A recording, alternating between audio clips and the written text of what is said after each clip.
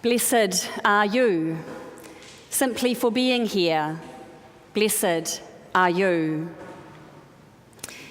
We are here for many different reasons today. Some of you are here because you have a loved one who has died in the last year and their funeral was here. Some of you are here to hear the choir sing. And choir members, you're here to sing, to do the singing job for us, and to see how the requiem that you sing works in the liturgy. Some of you are here because you're always here. Some of you are here because you've wandered in by chance. Blessed are you. Blessed too are the people whose names we will read during the great Thanksgiving prayer during communion, or whose names you will remember as we pray. There are names on the list of people who died very recently, others long ago.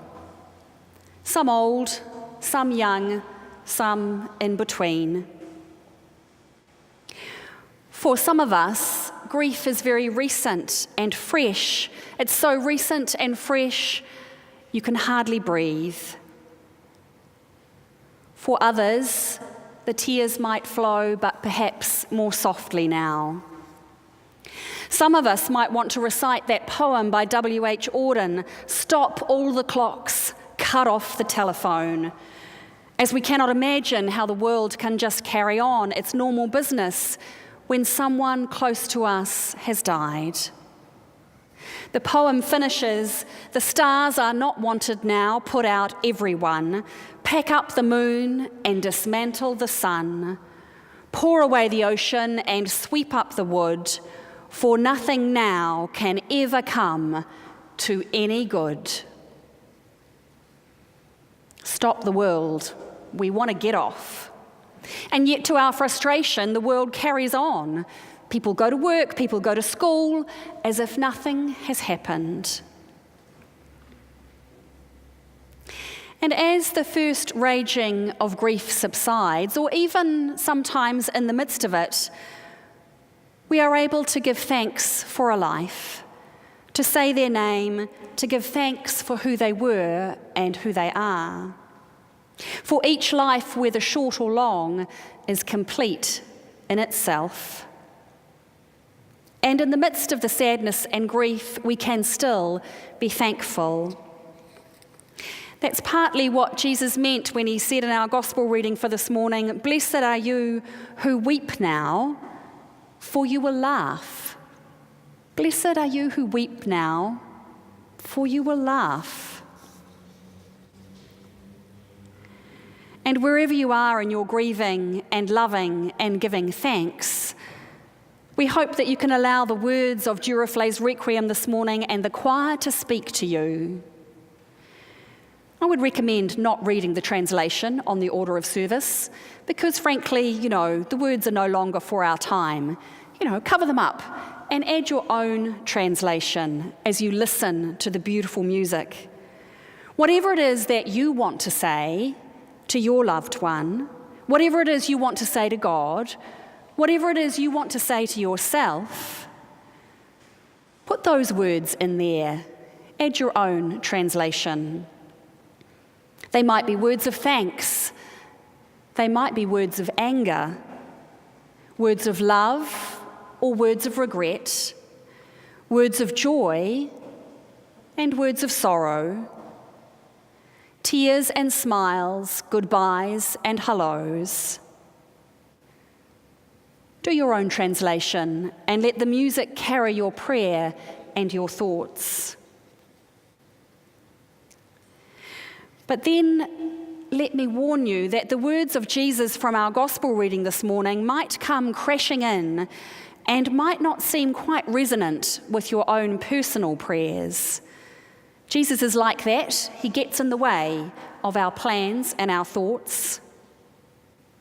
I said before that in the midst of sadness and grief, we can still be thankful, and that is partly what Jesus meant when he said, "Blessed are you who weep now, for you will laugh." However, the Beatitudes, as this list of blessings is called, is not actually really about us as individuals. When Jesus says, "Blessed are you who are hungry," Blessed are you who weep.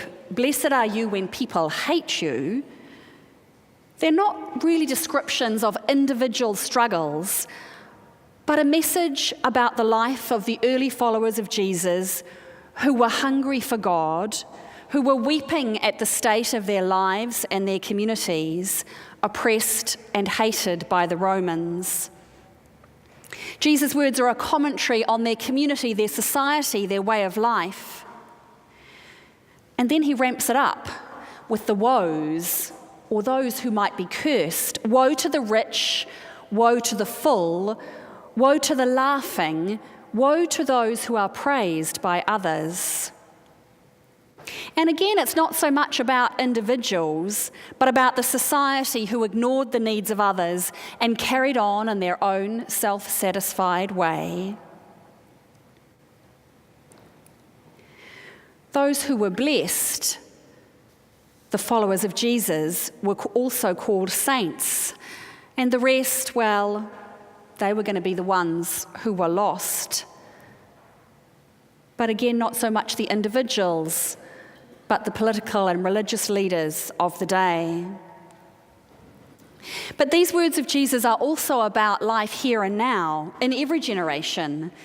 Life in all its complexities and paradoxes, life with all its questions and frustrating lack of answers.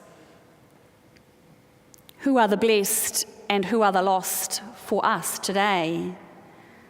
Blessed are the hungry, literally those who are hungry and who will be fed next door today at the City Mission.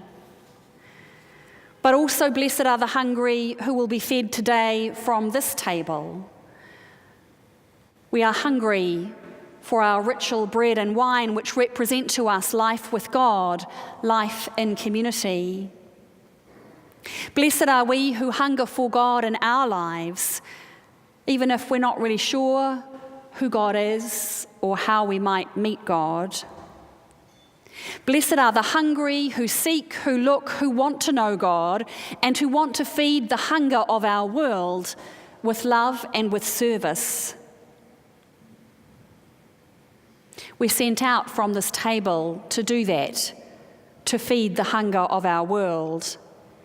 And at this table, all are welcome and all are fed. In the same way, the mysterious words of the Requiem are sung for us all and for those whom we pray. The words weep for us, and we are lifted up by their beauty. Blessed are those who weep. Woe to us, though, if we think we have life figured out. Woe to us if we are self-satisfied and sure we know everything. And woe to us if we neglect the hungry at our door and the systems in our society that create that hunger.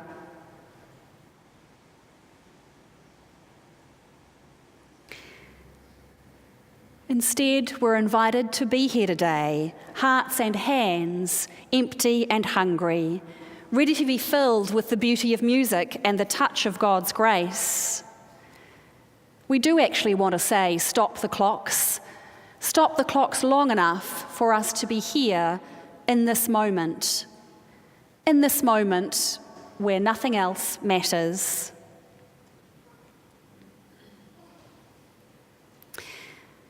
There's a Lutheran priest in the United States called Nadia Bolz-Weber, and she's written a book, Accidental Saints, Finding God in All the Wrong People.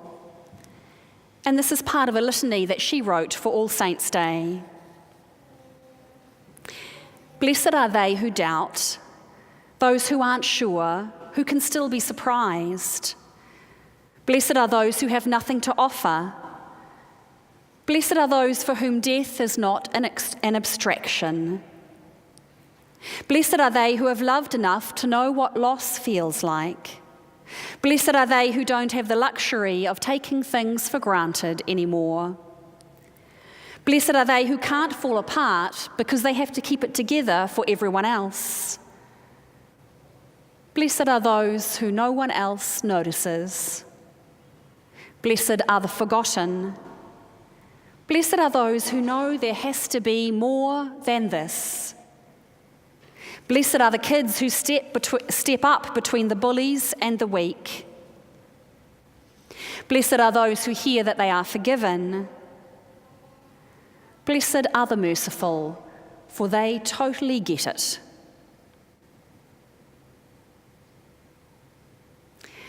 Blessed are you. Simply for being here, blessed are you.